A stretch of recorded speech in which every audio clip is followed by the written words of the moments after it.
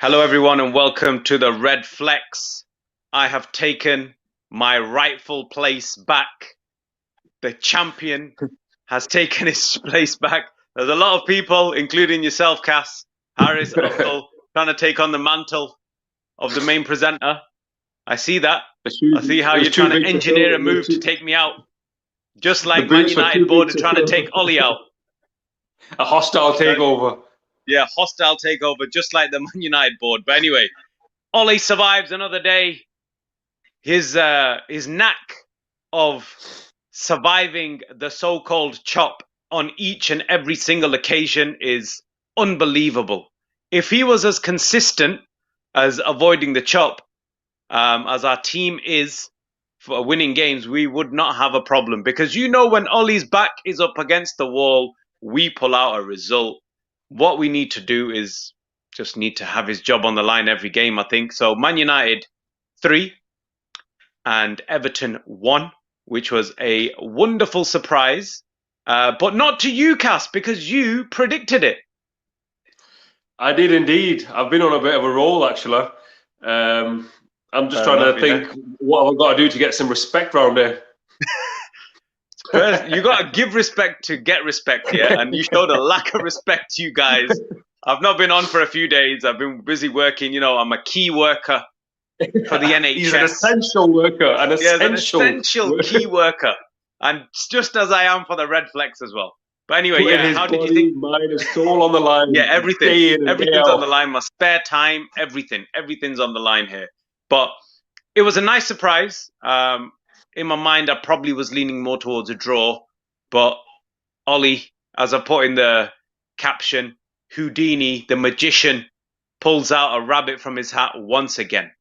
How do you think the game went? I think the first 5-10 minutes, you could tell that there was a rocket up the players' I've never seen a game this season where the players they've harried, they've pressured, the intensity, that will for that victory. I could see it straight away. Although there were some moments in the first half that weren't great. Obviously, we conceded the first goal, but the response first goal to was that, absolutely disgusting. It was long shocking. Ball, nodded down. I mean, for all those Everton fans out there, is that the best that you have? A big boot from, I've seen so many big boots. Lindelof was struggling. They tried to target Lindelof, but then I think over the game, we tried to we dealt with it better. But I think the response was great when we went 1-0 down. It came from Bruno Fernandes. I know a lot of people talk about Bruno Fernandes. There was a little rumor a little while ago that Bruno Fernandes was the one that was kind of leading the assault against. Yeah, he was the disgruntled party. But I've got a theory. I actually think that he's the one fighting for Ole the hardest.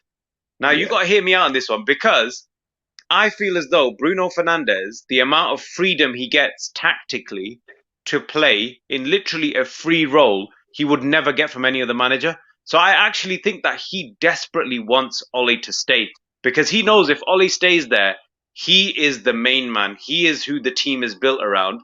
And anyone else would not give him such freedom tactically. Anyone else, you can name any other manager, their number 10 have a specific role. In this Man United team, under Ole Gunnar Solskjaer, he can do whatever he wants. And I think as a player, why wouldn't you want that? So for me, from what I see today, he's fighting the hardest.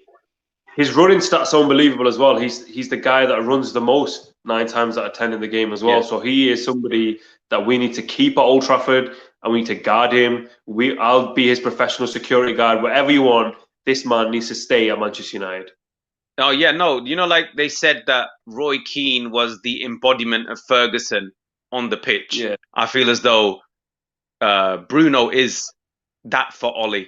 What he wants from a player, what he wants his team to do, work hard, hustle, harry, run, give everything. But the only difference is he actually got quality. He has the quality. Yeah. A lot of our other players, which I'm going to get to, do have the heart and the spirit to run around, but unfortunately do not have that quality. So we've talked about the first goal and how it was pretty disappointing defensively. It was route one. It was poor. It was a bit out of We the were even Wimbledon poor. days. The We Wimbledon were textbook. even. Yeah, that was a good old fashioned 1990s Wimbledon special. But like you said, you want to take us on from there? Our response was brilliant.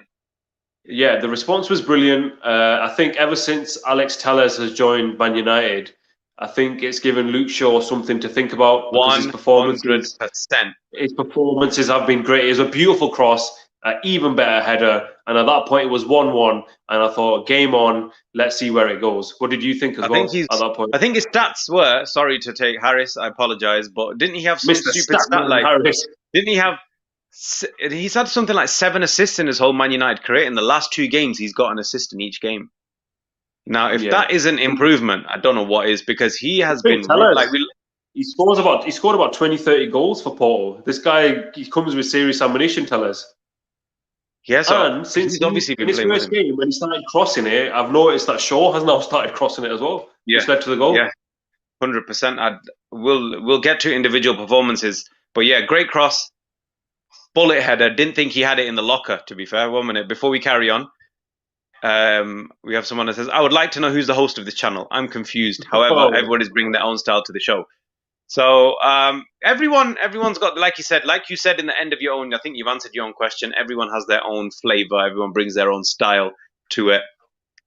I'm the senior man, so in that the sense, man I of deserve a experience. little bit of I've respect. got a plug for you, sir. You're that guy from TV. Yeah, I'm that guy. I'm that guy. Yeah. So yeah, that was I'm that guy. But yeah, thank you for your comments. Thank you for watching. So brilliant cross from Shaw, something we've not seen for a very long time. You know, bringing back the Luke Shaw of old. You know, the 18, 19-year-old that we signed early doors. Great cross. Bruno pulled out a bullet header from his locker. Take us on. Yeah, and then this was me personally when I was watching the game. I think Lucas Digne, he ran down from our right hand side where Wan-Bissaka usually bees. He had the chance to go across to Dominic Calvert-Lewin. He didn't, and he hit the post. And at that point, I knew straight away that we were going to win this game. Not so long afterwards, Bruno Fernandes gets the ball. It was a beautiful cross. It was definitely intended as a cross. If I was Rashford, I'd try to claim it. Don't get me wrong, as a striker, you'll try and claim that all day long. But I don't think it touched his head. And then it hit the post, went into the back of the net. And you could tell that the confidence, that little bit of arrogance came back into our play. We started zipping it, we started passing it, and we looked really good at that point. It was that was definitely a turning point. The Lucas Digne crossbar hit. But do you think that it was do you think it was more Everton being poor on the day rather than us being amazing? Because I don't really see any standout performances. I don't know about you. Yeah, I think Everton have been poor in the last couple of weeks. Obviously, this is the third defeat on the bounce. But to give Man United credit, I think every time Everton had the ball, our intensity, our pressure was really good as a team, and they found it really difficult to get into our last third. But in terms of standout performances, yeah, I completely agree with you. I think nobody did like, well, apart from Fernandes or maybe Fred, nobody played out their skins, but they give a solid 6 or 7 that you expect from every game at least, which hasn't been the case recently. Yeah. Now that you've brought it on to individual performances, we've got a comment that says McTominay long passing was beautiful. I don't know whether this is sarcastic or not, because I was going to get onto the fact that McTominay, aka Shocktominay, was absolutely horrendous. He was really? absolutely. I thought he was absolutely horrendous. I was watching the game, and his short passing was abysmal. Yeah, there was one point where he got the ball from the centre backs. There was no man with him in 10 yards. 10 yards, right? He attempted first pass, which was about a 7-yard pass. It got cut out. It came back to him. He's still in 10 yards of space. Now the second attempt he's had at the pass, which has gone out to the wing now, it's been intercepted again. I was tearing my hair out at this. I don't think he's making your Christmas card list this year, is he? Definitely not not. getting a Christmas card. I want him to do well. You know, anyone who's a Man United product from the academy, I have that love for them. But today's performance, I thought it was abysmal. Yeah, I saw a few long passes when he was in acres of space and the person he was passing to was in acres of space. But his short, his close-up game, where it was passing, whether it was closing people down, it was poor. I was crying for Matic at that point. I was crying. Like, if someone was going to lose us the game, it was going to be him. There was a spell in that second half where we could have easily lost the game, and it would have been solely on the shoulders of Scott McTominay. But Fred is a different kettle of fish Yeah. today. I do not think we win this game without Fred. Most games that we win, I think, has been because of Fred recently. It has been because of Fred. I think it was immense. I think it was immense. In regards to your comments about McTominay, I can see where you're coming from because there's times in this game, although we won, and there's been previous games where we get the ball, it's really slow from the back. The two defensive midfielders pick up the ball, and it doesn't look like they have any interest whatsoever of getting that ball forward. They're happy passing it sideways, dilly-dallying with it, going backwards. So I think that's one area of our game that we definitely need to improve. I thought it was spells in the game, it was the actual opposite. Like, McTominay especially was trying to force the ball too far forward too quickly. He was being too direct, and the reason was that was the point in the game where Everton had like 75% possession. And I Yeah. actually wanted him. I was screaming at the screen for him to actually do the simple thing. But he was going very direct, trying to do some long through balls, and we kept losing the ball, kept inviting pressure. This is why I said, had we lost the game today, I would have put it squarely on the shoulders of Scott McTominay. But anyway, you sure you're watching the same game? Ha ha ha. Or are you joking? His performance is really good. I honestly think Scott McTominay was the worst player on the pitch. The AA says he has stepped up. His passing is much better now. Please rewatch the game. I beg you, please rewatch the game. There's a spell in the second half, beginning of the second half, of about 15 minutes where he was atrocious. Cass, get this guy off. Ha ha ha. Show some respect. Show me some What has a respect man got to right do now. to get some respect? The main What man is man's here. got to The do to chief, get some the tribal respect in chief, here? the tribal chief Yeah. is back at the Yeah, edge of the table. you know what I mean? This is bad news. But yeah, this is my personal opinion. There was a spell in that game where he was bad. At the beginning, he was fine. He was running around. He was closing people down. But like I said, at the most important part of the game where we were struggling, like it could have gone the other way. Where Everton had 75% possession, it was bad. In between all of this, there was some tasty little fouls. Tasty little Yes. fouls. I think our comment has come up with this. VAR was a shambles today. Some cases fouls weren't given, and Maguire challenge, etc. So yeah, talk us through number one, the Maguire challenge, and secondly, the challenge on Maguire. What were your thoughts on that? Yeah, so in my opinion, I think Steve McManaman of BT Sport, he was going on a little rant as he normally does. I'm not too sure how much they pay him. I think they need to review that because he was going on and on about how it was a foul and it should have been a penalty. First of all, it was offside, so it's not going to be a penalty anyway. Yeah. Secondly, Harry Maguire clearly got the ball, and then whatever happens after that, it does not matter because the incident itself is about the foul in the box or potential foul in the box. Did he win the ball? Yes, he won the ball, and in my opinion, it was the correct decision, whether or not it was offside or not. Have we got a comment, or you'll get that to in a minute? Yeah. In regards to the second challenge, I think it was a blatant penalty. Maguire got sandwiched in the middle. Although he did push Pickford maybe a little bit, but it was about, I think Pickford was going to go for round two. First, he took Virgil van Dijk out, and then he wanted Harry Maguire out. Yeah, he's joined the MMA. Straight for the MMA him. But to be fair, I think the only thing that goalkeeper. No, he's not. The only thing that saved him today is there was a very slight take, Maguire's arm came out a little bit, and just touched him. I think that slight contact has saved Jordan Pickford there because that would have been a penalty. I think that's the only thing. I agree with you 100%. He was caught in a bad way. He was kicked in a bad way. But I think that little bit of movement of Maguire's hand towards Pickford kind of maybe went against him. That's what I think. But I agree with that. Both cases, I think Maguire did well. Just to go to Shazad's comment, United fans should be happy today, regardless of individual performances. They were desperate for 3 points. I completely agree that we were desperate for 3 points, and we would have taken it any which way. But going forward, there's still things to do, still things to change. I'm happy. Don't get me wrong. I'm happy. Ollie's still in with the shout. The only issue still remains that we're not playing Pogba. We're not playing Van der Beek. Some might say that you don't need to. You pick the team that wins the game. And to be fair, most of the time when Pogba doesn't play, we've won the game. What do you think of that?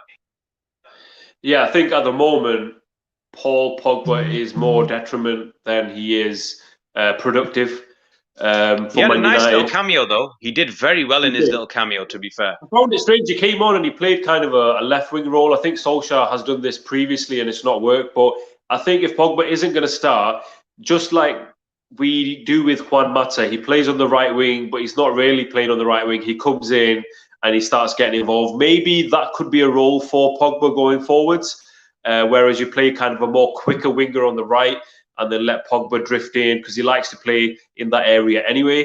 So I think that's definitely something to watch out for. But I think right now, the only way we get wins, and although I know Scott McTominay wasn't your best player on the pitch today, I think him and Fred do a lot of work that goes unnoticed. And I think at the moment, especially that we're not playing well, they have to play together. And I think there's no room for Pogba. I think previously the reason why it's not worked with Pogba on the left is because we've not had a lot of creativity coming from the left side. But now I think Shaw's finding his feet. Tellez is here. That would put less pressure on Pogba having to actually stick to that wing. So it potentially is an option to kind of again, but You we're don't want him sort of like anywhere near the ball. shoehorning. He's a liability. Yeah, He's a liability. you do not want Pogba to have a lot of defensive responsibility.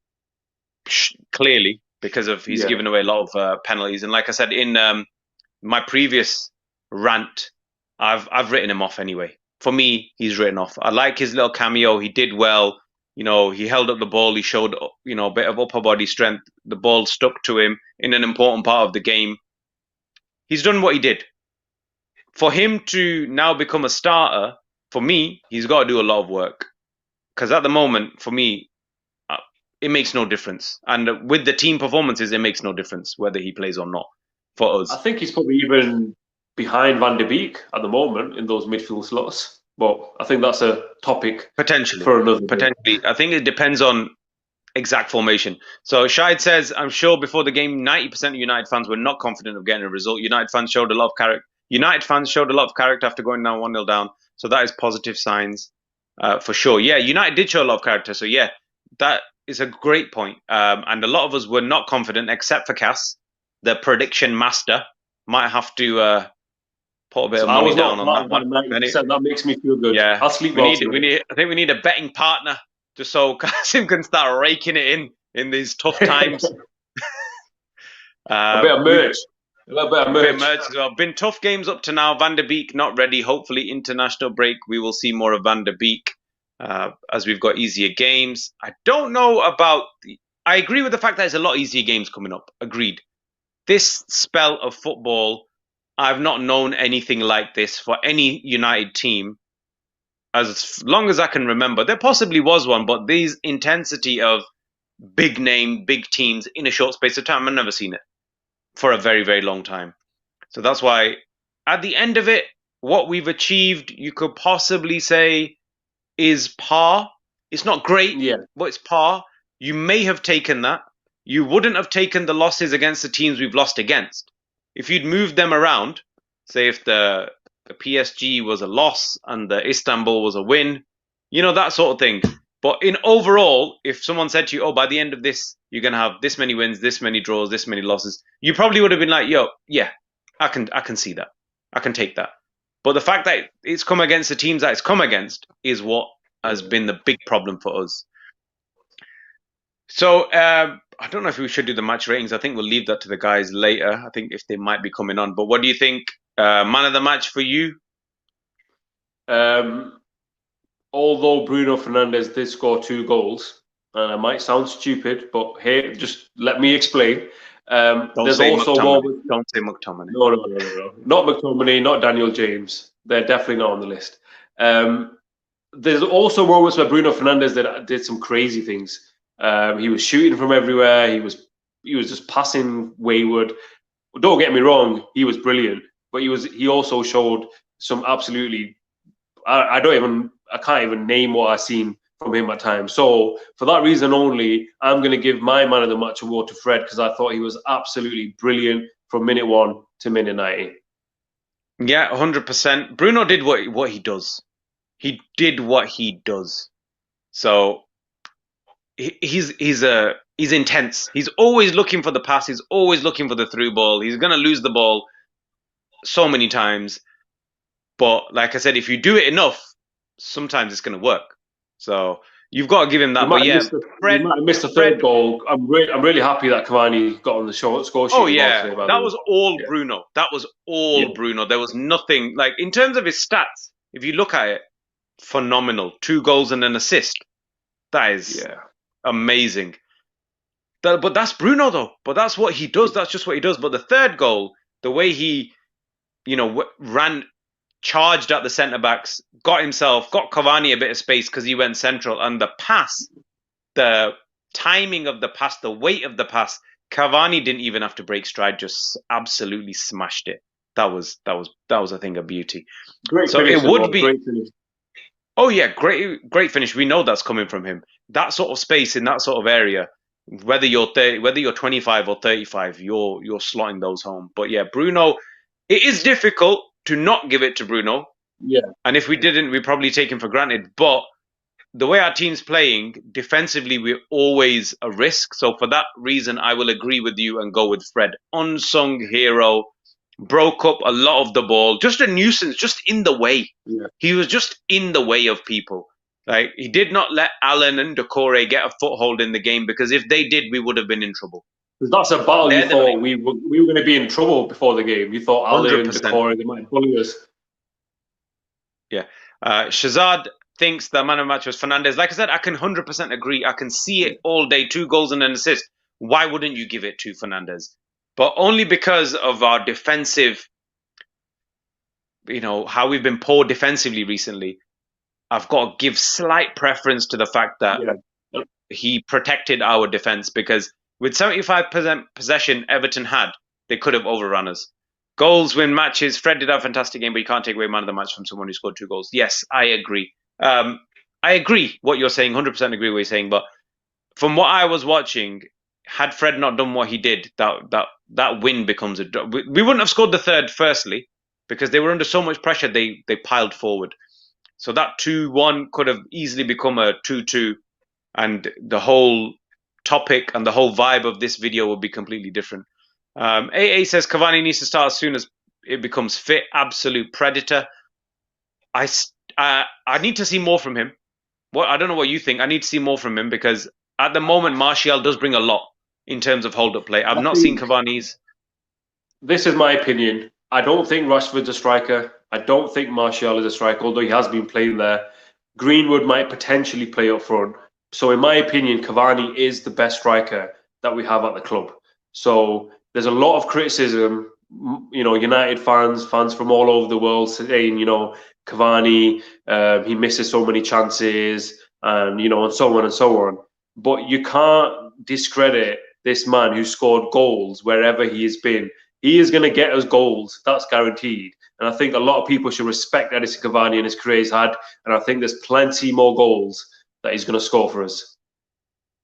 I agree with that. I think that Edison Cavani can be very important for us, just in the same way that Firmino has been important for Liverpool. Without actually scoring loads of goals himself, he can bring our other players into play. Because at the moment, Martial's suffering with the fact that because he's having to do so much work, he's not actually getting at the end of crosses. He's the one that starts the move. So if Cavani can take on that burden, where, all right, you don't need to be the main goal scorer, it gives Martial the chance to drift off from the left, which I think is his main position. Rashford has the ability and the direct running to become a threat from the right, even though he does prefer the left. Maybe they can switch around. But yeah, I'm waiting for Cavani to get match fit to become that guy. I need to see more of this hold-up play from him, because I've not seen it. We're speculating at the moment, but as soon as he gets a run of fitness and he can show that he can do that for 90 minutes, I think that the two people that are going to be playing either side of him are going to get amazing returns. Whether he gets goals or not, he's going to be a threat. Tellez crossing it in, whoever crossing it in, obviously, you know, you got the headed aerial presence anyway. But that would be my preferred front three going forward. I don't know about you, but that would be my Yeah, preferred front. I think Cavani will occupy spaces where you want a striker to be. Solskjaer said it before, not recently maybe, that he wants his strikers to score ugly goals, dirty goals. Ruud van Nistelrooy, probably one of the best strikers we've ever had. So many goals was him just lurking Yeah, in the back just post, pure little predator. tap in, Pure little predator. header. Whereas Martial, Rashford, they score beautiful finesse goals, you know, something out of FIFA that you see, long ranges, but you don't get those dirty striking goals that I want to see. And I think Cavani can give us that threat. He might not score, but at least he will be there and give space to the likes of Rashford, Martial, Fernandes. So I think that is a great signing, and we're going to see a lot more from him.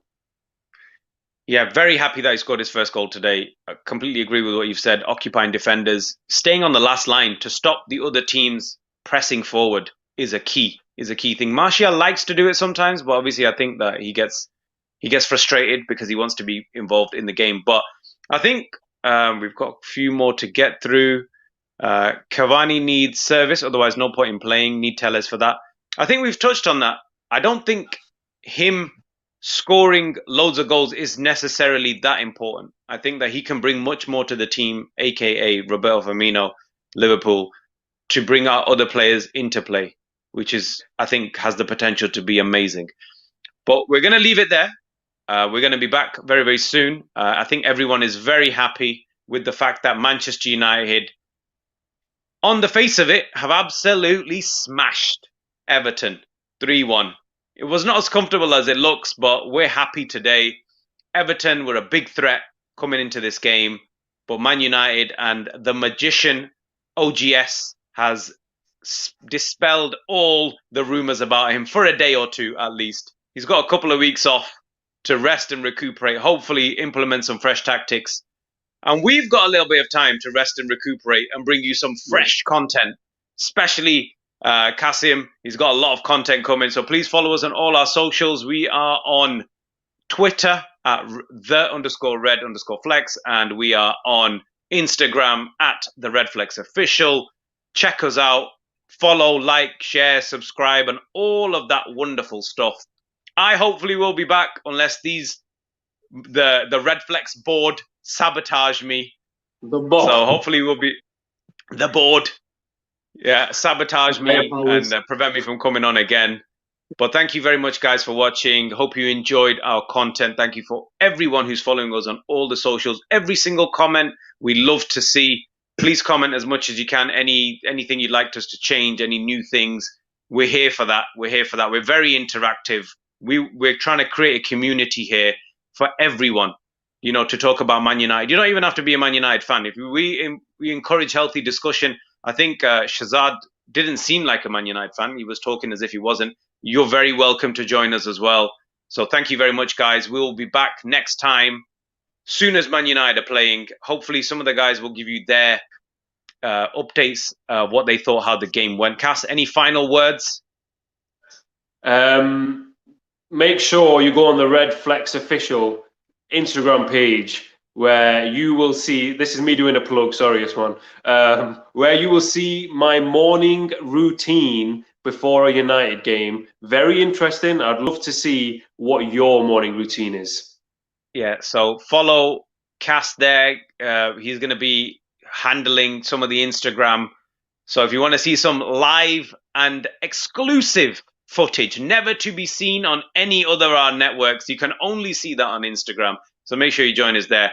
We are the Redflex, the one and only channel in the whole world run by four brothers from Manchester. Supporting Manchester United, win, lose or draw. We'll see you next time and goodbye.